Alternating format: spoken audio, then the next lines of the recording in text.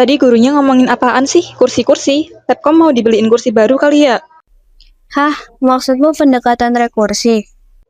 Nah, iya itu. Maksudnya apaan sih? Ya nggak tahu, katanya saya. Tanya Fana aja lah yuk. Van, tadi kamu paham nggak sih yang dijelasin Pak Guru soal pendekatan rekursi?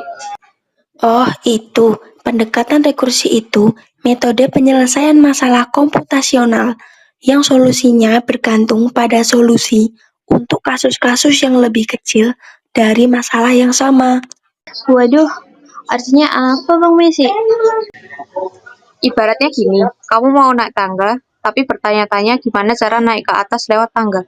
Terus aku kasih tahu caranya buat naik satu anak tangga dulu. Terus kamu tanya lagi gimana cara naikin sisa anak tangganya. Aku jawab lagi dengan jawaban yang sama, gitu terus sampai anak tangga terakhir. Terus, hubungannya sama deret Fibonacci apa?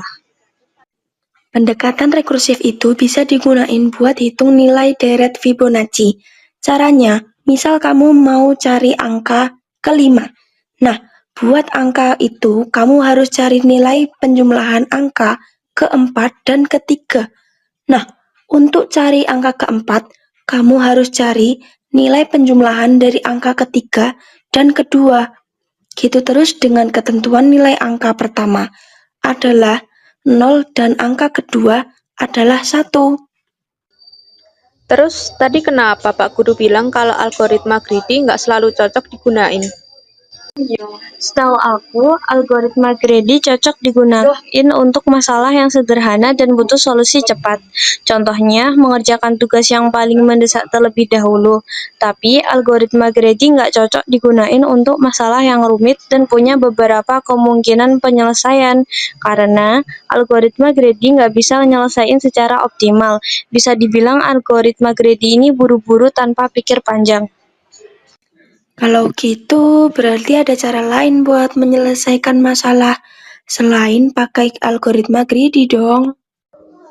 Yap, kalau nggak pakai algoritma greedy, kita bisa pakai pemrograman dinamis, algoritma genetika, backtracking, dan masih banyak lagi.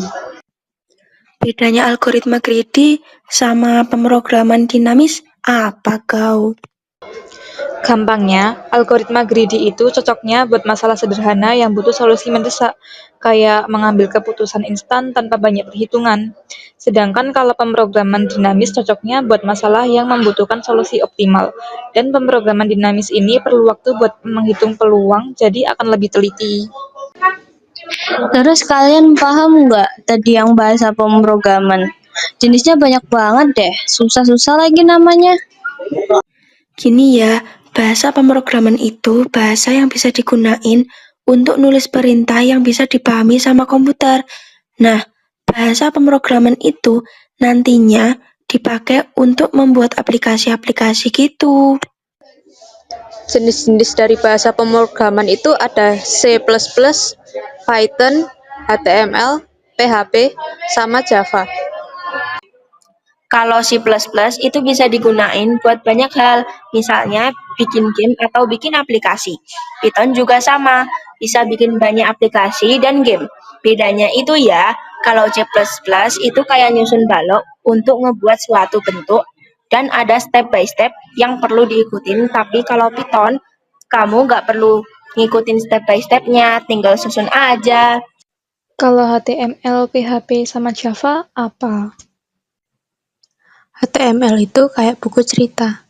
Dia bisa nampilin tulisan, gambar, bahkan bisa nampilin halaman dari buku cerita yang lain. Kalau PHP itu kayak koki yang bisa masakin kamu apa aja. Jadi dia bisa nampilin berbagai halaman web yang beda-beda, tergantung siapa yang lihat. Nah, kalau Java itu bahasa pemrograman yang bisa ada di mana aja. Tapi bahasa yang ini ada aturan tertentu loh.